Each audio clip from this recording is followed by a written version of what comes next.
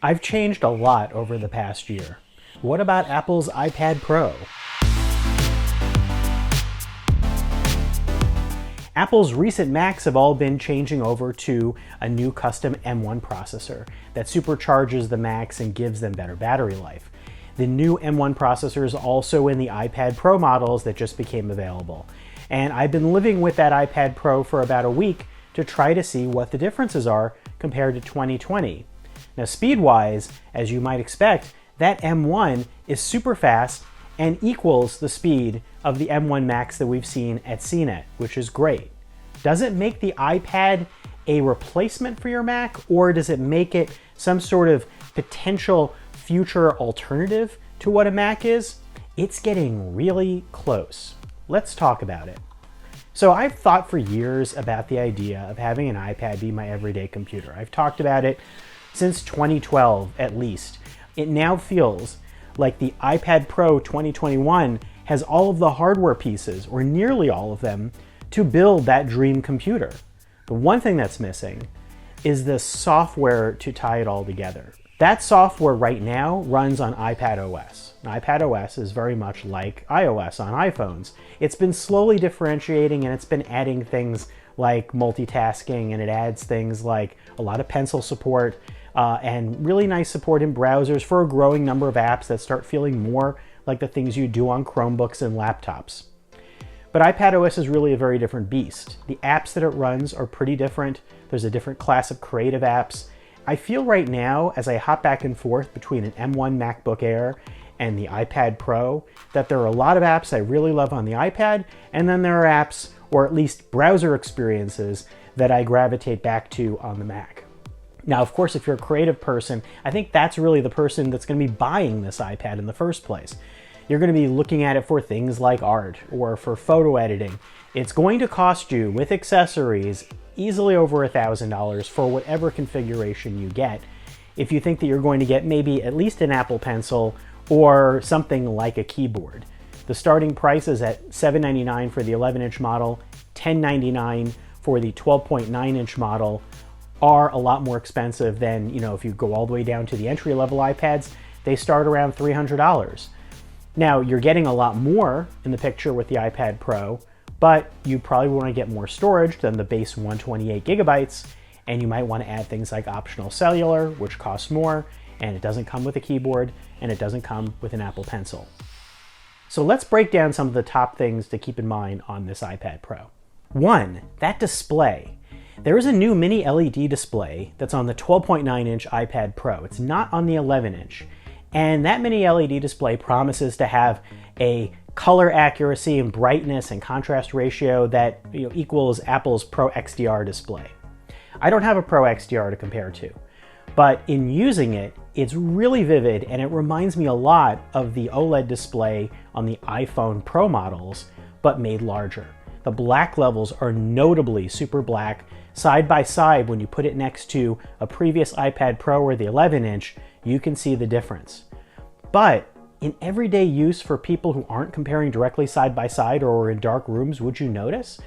The mini LED uses an array of small LEDs to backlight and do basically more controlled, focused backlighting to get to that higher contrast ratio. Now, the brightness is supposed to get to 1,000 nits, or even like a comparative 1,600 nits in super focused targeted areas. It does seem really bright. I used it outdoors, and it also seemed nice.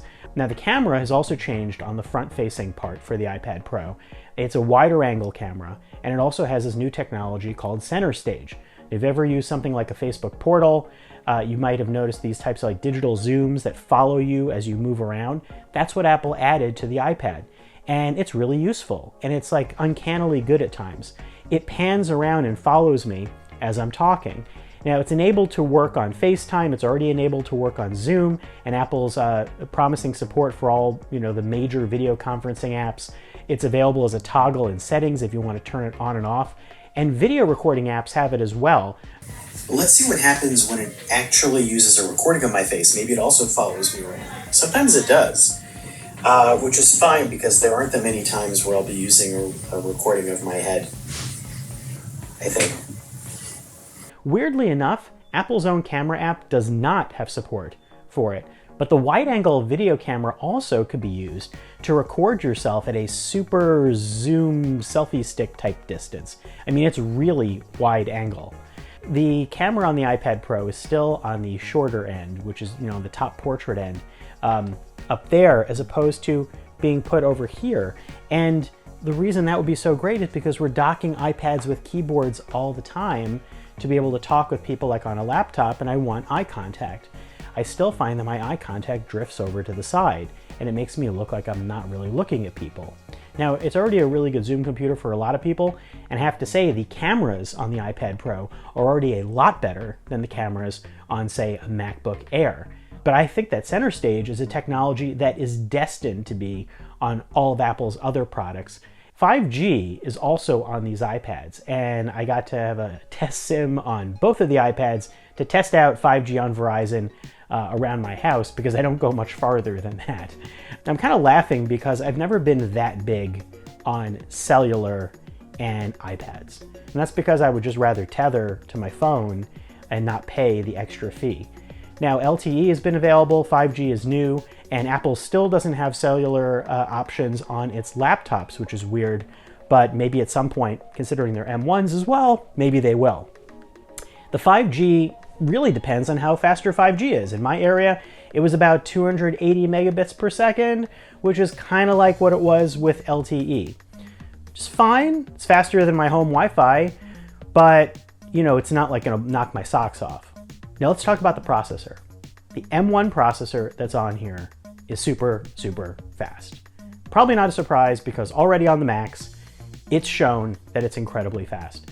I think it's a little bit of a bigger deal at the moment on the Macs because MacBook Airs, for instance, were super laggy when it came to running multiple tabs in something like Chrome. And then that went away with the M1. Everything runs silky smooth, huge battery life gain, very dramatic.